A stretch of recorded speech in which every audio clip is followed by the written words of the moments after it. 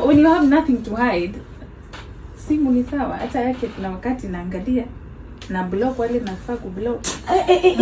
Is Mary Biketi trying to get famous with the fact that she's dating Wycliffe Oparanya, or is she seeking validation from the internet space? The reason why I'm asking this is because she has been on some sort of media tour in the past few days, starting with the interview at Radio Jambo, following with a conversation with Mwende on her podcast, and let me tell you, this has been a series of Mary Biketi opening up. The revelations she has made in this short media tour about herself and her relationship with Wycliffe Oparanya and the dynamics are quite a lot. So sit back and let's dive into it. Where did you meet Oparanya? Babe.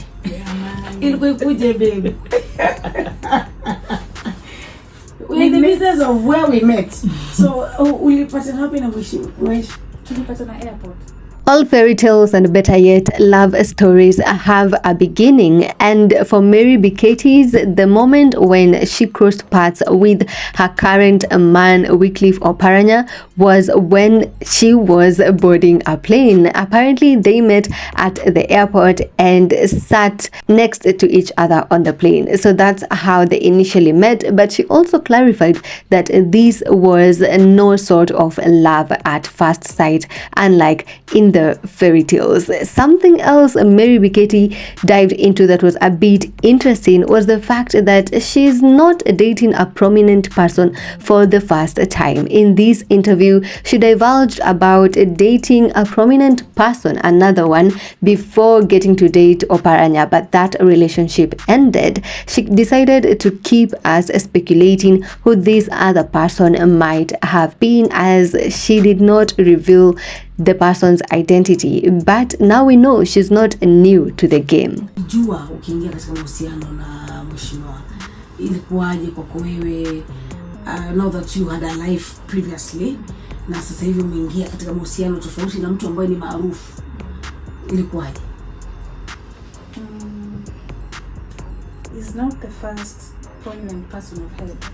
But how does Mary Biketi handle all the other women that have interest in the same man? As we know, Wycliffe Oparanya has made his stand very clear that he's a polygamous man, and surely this cannot keep away the ladies who are interested either in him or the bag, whichever. So what does Mary Biketi do? Despite the fact that she found other women before her, she has chosen to be the last one, and to prevent the fifth potential wife, Mary Biketi always blocks these girls attempting to reach Wycliffe Oparanya.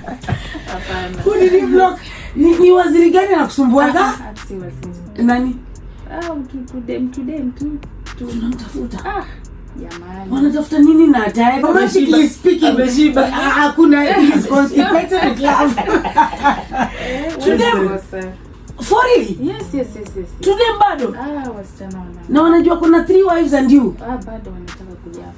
These interviews definitely gained the spotlight as she had intended, but some people find it to be a wrong move. First of all, dating a prominent people sometimes requires silence and not parading yourself in the media like she has been doing, noting also that this isn't the first time. To add to this, Kenyans just aren't interested. Like, why do you want us to know you? Just because you are dating a politician? It doesn't really have the bars, right?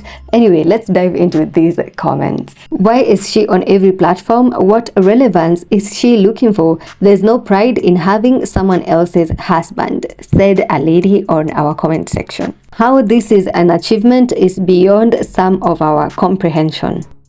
The fact that a national radio would bring forth a side woman and interview them on such a classless, substandard, low-minded topics is the reason why women are still fighting for equality in society. Unatoa wapi nguvu ya kujibu hizo maswali?